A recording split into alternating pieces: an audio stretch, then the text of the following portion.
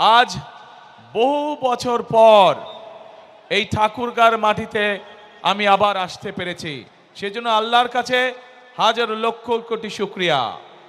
আপনাদের নিশ্চয়ই মনে আছে, আগে প্রায় প্রতি বছর শীতের সময় আমি এই ঠাকুরগাঁও অঞ্চলে আসতাম, পঞ্চগড় এলাকায় আসতাম, বিভিন্ন গ্রামে যেতাম, উপজেলাগুলোতে যেতাম, পৌরসভাগুলোতে যেতাম।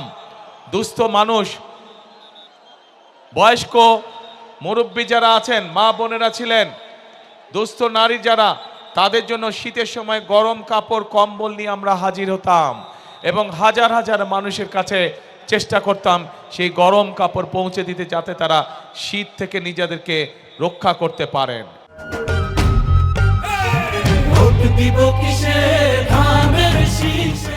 প্রিয় ভাই বোনেরা, আজ আবারও সেই ঠাকুরগাঁর মাটিতে আমি এসে আপনাদের সামনে দাঁড়িয়েছি।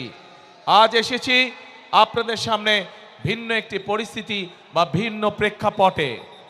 প্রিয় ভাই বোনেরা, আগামী 12 তারিখে নির্বাচন, আগামী মাসে, এই মাসের 12 তারিখে নির্বাচন। এই নির্বাচনে বাংলাদেশের মানুষ তাদের যে অধিকার কেড়ে নেওয়া হয়েছিল সেই অধিকারের প্রয়োগ করবে বাংলাদেশের মানুষ।